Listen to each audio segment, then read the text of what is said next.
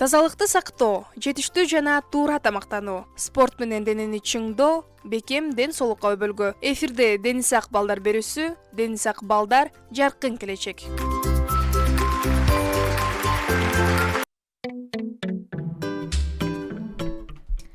Саламатсыздарбы достор, эфирде Дениз Ак балдар күчтүү мамлекет берүүсү, аны мен Жасмина Сайдиманова алып барам. Бүгүн бизде конокто үй бүлөлүк дарыгерлер борборунун стоматология бөлүмүнүн стоматологу Турдубаева Гүлай эже, кош келипсиз. Анан Нурислам Аширов, Эмиль Жайнаков, кош келипсиңер. Ардактуу каармандар, бүгүн биз тишке кантип кам көрүү жөнүндө маек курабыз. Алдыда кызыктуу сурооңуздар болсо дагы узатсаңыздар болот. Анда биз баштайбыз.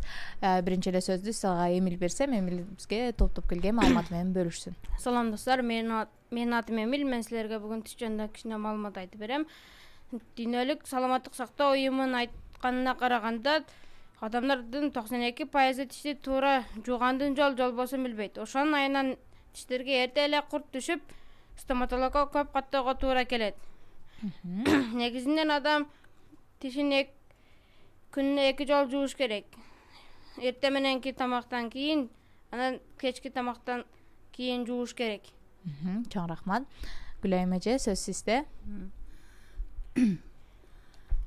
Биз тиш балдар биз тишти жакшы сактап неме кылыш үчүн ар дайым эртең менен кечинде жууп жүрүшүңөр керек. Эртең менен тамак жеп бүткөндөн кийин, анан кечинде жатардын алдында обязательно жууп жүрүшүңөр керек. Ошондо тишиңер таза болот.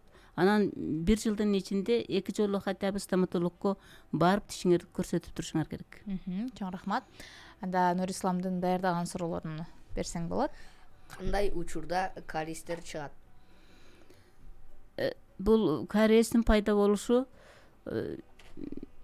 тамак жеп бүткөндөн кийин обязательно тишти жууш керек. Жуубасаң, мисалы үчүн шоколад жейсиң, түрдүү мөмө жемиштерди жейсиң, ошонун калдыктары калат да, анан ошондон демек кариес пайда болот. Оозубузда немеде микробтор болот да, ошо микробтор менен тамактын остаткалары неме болот дагы, анан кийин аралашып реакция жүрөт, анан эме болот, кариес пайда болот. Чоң рахмат. Кийинки сурооңорду узатсаңар болот. Канча жаштан тишти жууп башташ керек? Жаш балдар айрыкча 2 жаш, 3 жаштан баштап эле жаш балдарга тишти жуушту үйрөтүш керек. Щотканы кармаганды, пастаны чыгарып, минтип жуу, антип жуу деп балдарга үйрөтүш керек да. Чоң рахмат. Паста тандаганда да кандай туура пасталарды тандаш керек? Пасталарды лечебно-профилактический деген пасталарды тандаш керек. Российский таза пасталар менен колдонуш керек. Сен сурооңду айтсаң болот. Тиш ооруганда тишти туз менен жуу дейт. Тишти туз менен жууса эмне болот? Тиш ооруганда тишти туздуу суу менен чайкат деп көпчүлүк бизде элдерде ошондо айтышат. Туздуу суу менен чайкаса деле болот. Ириң бар тиштер ошондо оорубай калат. Анан бирок ошо ириңге жеткирбей эле ага чейин тишке кам көрүп, эми башталган болсо стоматологко барып дарылатышыңар керек. Ошондо тишиңер таза болот. Чоң рахмат. Тиш жууганда канча мүнөт жууш керек? 3 минут, көп болсо 4 минут жууш керек. Көп болсо 4 минут. Щотка тандаганда деле кандай щоткаларды тандасак болот именно жаш балдарга? Жумшак щоткаларды тандаш керек. Айрыкча жумшак щоткалар жакшы. Анан щотка колдоноордун алдында любой жаңы щотканы дагы бир самыдап 2 жолу жууп салыш керек. Жууп салып туруп, анан жумшак болуп калат, ошондон кийин колдонуш керек. Щотканы. Бир щотканы канча ай колдонсо болот, канча убакыт колдонсо болот жаңы алгандан кийин? Жаңы алгандан кийин бир щотканы 3 ай колдонсо болот, андан ашыкча болбойт. 3 айдан кийин алмаштырыш керек. Сурооңорду болсо узаткыла балдар. 1 жылда канча жолу стоматологко катташ керек? 1 жылда 2 жолу барып туруш керек да. Тишиң оорубаса деле 2 жолу, 1 жолу барып текшертип коюшуң керек. Тишти обязательно стоматологко барып текшертип коюшуң керек. Бая сиз айтпадыңыз беле, тишти туздуу суу менен жууса ириңди неме оорусун калтырат деп. Ошондо ириңи катып калбайбы ичиде? Жок, катып калбайт. наоборот ооруганы кичине азаят да, азаят. Анан стоматологко барсаңар ириңи бар тишти ачып тазалап коебуз да, отток берип коебуз, биз отток деп коет, ириң чыга турган жерди ачып коебуз да. Ошондо анан ириң секин чыгат да, аны эме чыкканын билбейсиң, акырын неме тазалап эме чайкаганыңда өзү билинбей ириң чыгат да. Анан оорубай калат. Тиштин курттарын кантип тазаласа болот? Тиш чындыгында курт болбойт. Просто эле ошо тамактын остаткалары калат да. Ошондон биздин оозубузда микробтор бар да. Ошо микробтор менен тамактын остаткалары эме реакция жүрөт да, ошондон анан тиш тешилет. Тиш тешилип, оюлуп эме болуп калат. Анан биз ошону кыргыздар курт жеди деп коебуз.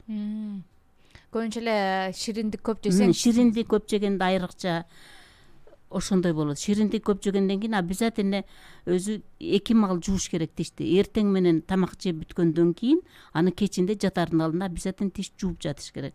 Ошондо да эме тиш таза сакталат. ооздон жагымсыз жыт чыгат. Ооздун жагымсыз жыты дагы бул кандай эмне үчүн ошондой болот? Кээ бирлерде ошо жагымсыз жыттар келет. Ошо тиштер мына пульпитный периодонтит деп коебуз, ириң бар тиштер болот да.